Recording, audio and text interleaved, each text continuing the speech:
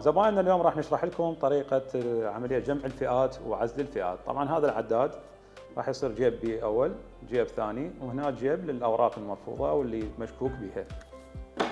هسه عندنا هاي هنا فئات، خمسات، خمسينات، 25، عشرات، راح نجمعهن كلهن.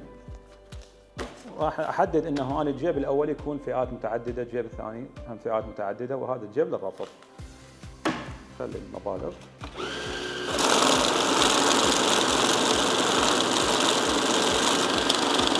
طبعا راح تكون العملية مستمرة يعني بدون توقف، يخلص الجيب الأول أشيل الجيب الثاني، العملية مش مستمرة.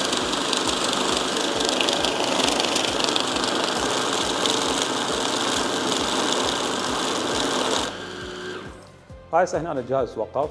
أول جيب 100 ورقة، مبلغ 1,660,000، الجيب الثاني 100 ورقة 3,700,000، المجموع مالتهم 5,360,000. هاي هسه هنا جمع لي بكل جيب عدة فئات. في حال هسه أنا أريد أعزل كل فئة وأحد،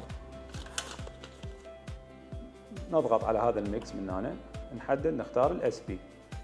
الاس بي راح يعطيني مال باكيت اي وباكيت بي، الجيب الأول والجيب الثاني.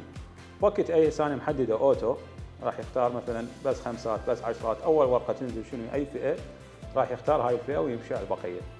فأنا أختار الجيب الأول اوتو والجيب الثاني هم اوتو، راح احدد مثلا الجيب الاول 25، الجيب الثاني هم راح يصير 25 في حال اذا حددت الفئتين. اذا بس اوتو مثلا اذا الجيب الثاني صار عشرات هذا راح يصير 25. هسه خلينا نشوفها عمليا.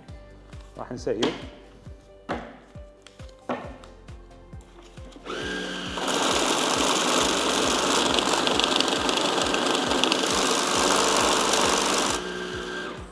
هسه انا هنا عندي امتلئ جيب الرفض لان هاي غير فئه. هسه انا عزل اللي اخذ اول وحده 25، الجيب الثاني عشرات، هذا للفئات البقيه اللي هي مو من ضمن ذن الفئتين. اشيله يكمل العد.